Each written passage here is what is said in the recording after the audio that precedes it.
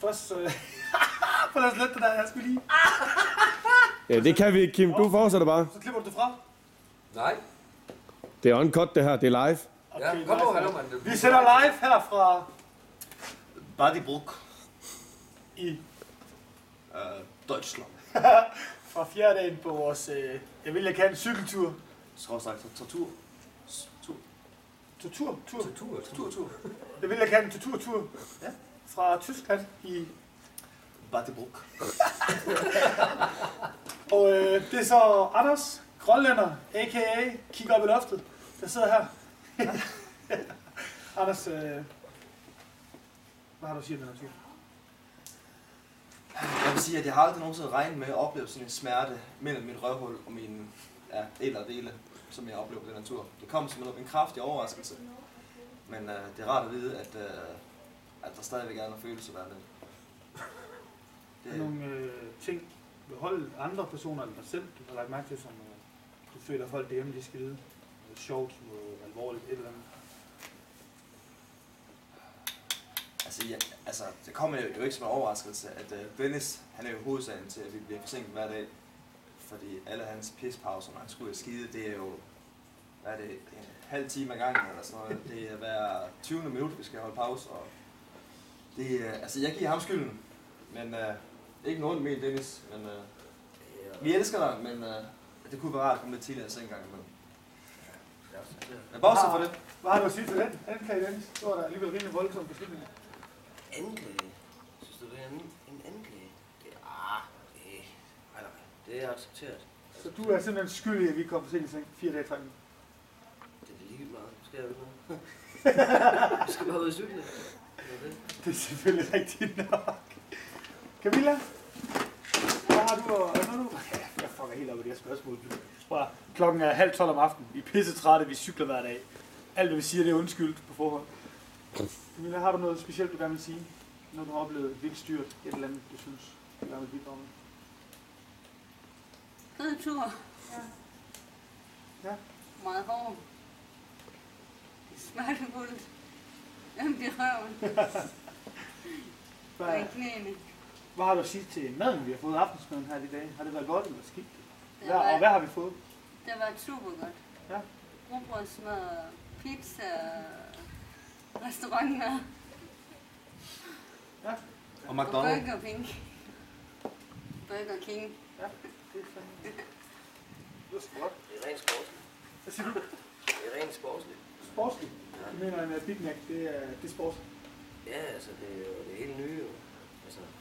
Det er præcis det samme, som Contador spiser, skal det indrømme. Altså, John har jo forbindelser. Han har et tæt samarbejde med Bjarne Riis. Og han siger selv, at det er det, Contador spiser hver dag. Burger King eller McDonald's, det er det eneste holder. Ellers så kan man ikke klare en hel etape i Tour de France. Har du andre ting, du gerne vil fortælle om dit samarbejde med Bjarne Riis og tydeligvis John Axel, muligvis Contador og din fremtid? Altså, nu var det egentlig meningen, at det skulle være en hemmelighed indtil turen var omme, men jeg er faktisk blevet hyret til at skulle erstatte Contador, fordi han har jo tydeligvis ikke præsteret både under Giroen og altså, han er jo tydeligvis en stor skuffelse. Altså han startede godt, men det har bare gået ned ad bakke, så jeg regner med at tage hans pas her om maks en halv måned. Har du nogle hjælperuter, du ønsker at få med, eller det klarer du selv? Altså jeg kunne godt tænke mig at bruge dig, Kim, som moralsk støtte og generelt sådan til at holde humøret oppe. Og så vil jeg måske bruge min gode buddy Kasper P, eller Penis, som vi kalder ham, til at hjælpe mig med at komme ned i bakkerne. Det er en god til. Og skål.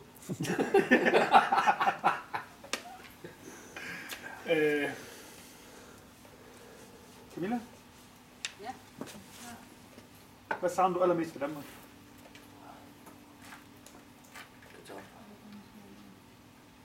Det er da få i dag.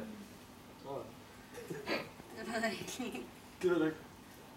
Du har ikke en kat, eller en hund, eller en hest, eller en bamse, eller en søster, et eller andet. En vibrator? Det var da ganske seriøst spørgsmål. Jo, den hedder Bussi. Det var Bussi nok bare. Min familie og mine veninder. Ja. Og vibrator. Anders, har du en vibrator?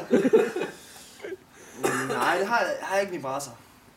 Der er et rygter, når du kører ind på en tysk tankstation. Det ved jeg, om du har hørt om. Jo, jeg har helt klart hørt om den famøse vibrator til analbrug for mænd. Men jeg nåede desværre ikke at komme ind på toilettet og tjekke noget. Men sådan er det jo. Der er et rygter om, at Kenny muligvis har købt en. Ved du, om der er noget hold i det? Altså, nu er jeg jo ikke meget for at afsløre andre folks hemmeligheder, eller... Ej, det bliver mellem os og resten af familie og venner. Okay, jo. Jamen altså, nu købte han godt nok 3, sådan 2 til brug, sådan på samme tid, og så 1 til reserve i tilfælde, at nogen skulle gå i stykker eller løbe tør på batteri.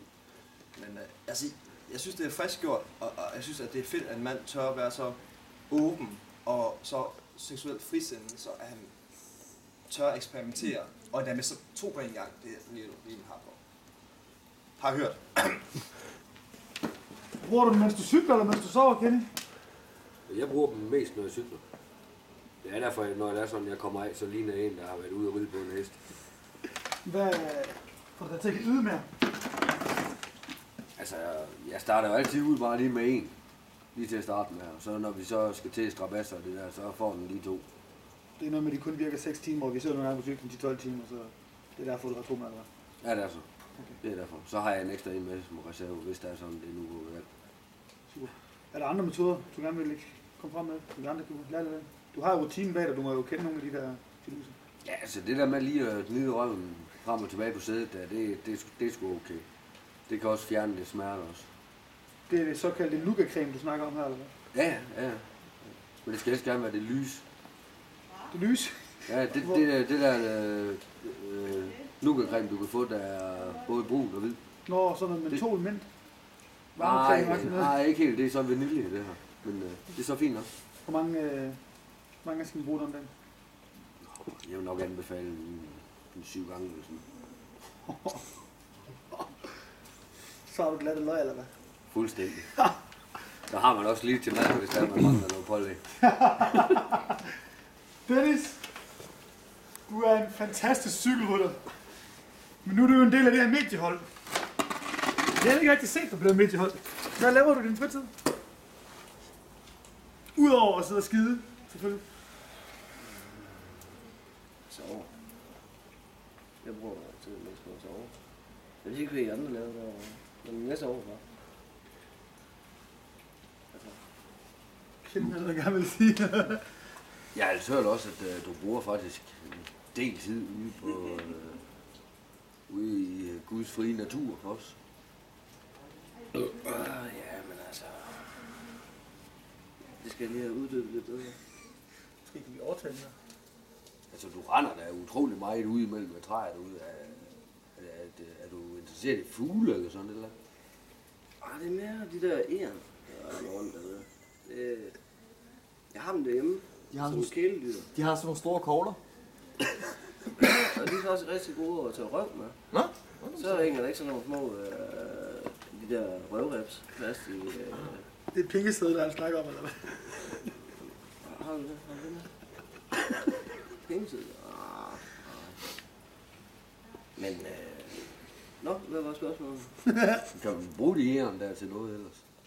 Udover til Nej, altså, jeg har bare nogle kæledyr derhjemme, der hedder æren.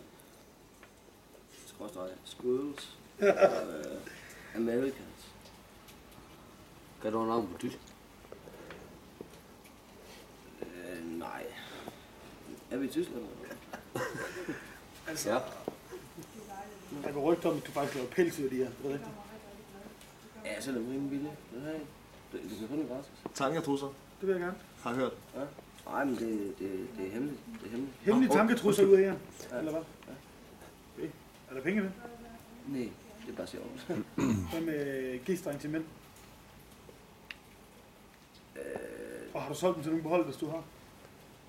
Ja, det er ingen kommentar. Ingen kommentar. Hvorfor det lugter sådan inde på dit værelse? Altid hver morgen, når man har kønt til mor.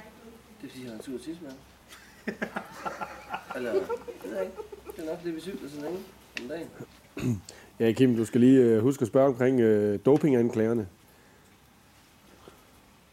Er der noget med nogle dopinganklager, jeg ikke er informeret om? Ja, Ja, det er whisky i flæskerne. Whisky i flæskerne. Det er bedre end det der EPO, eller hvad man kalder det. Altså, du sprøjter whisky ind i flæsken, eller hvad siger du? Jeg sprøjter whisky direkte op i numsehullet. Det er derfor, jeg skider hele tiden. Det er rigtigt. Er du alene om det, eller er der andre, der er med det? Jamen, der er nogle andre. Ja.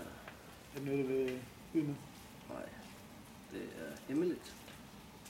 Hemmelig opskrift. Jeg kan se, at Anita halder lidt. Er hun en af dem? Anita, kom lige her. Kom lige her. Min telefon ringer. Ja, så går du bare, hvis du ringer.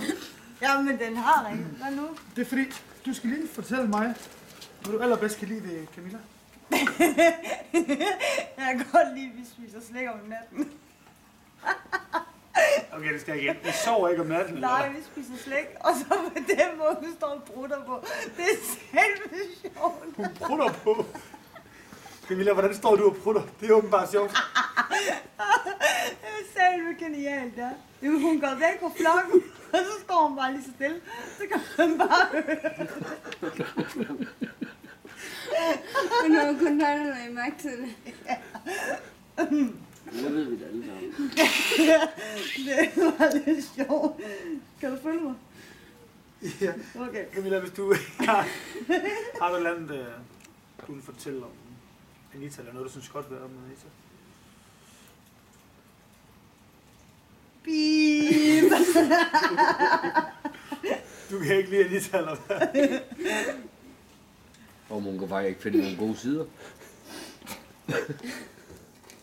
Der gik rygter om, at hun har kastet en cykel i dag. Har du set det?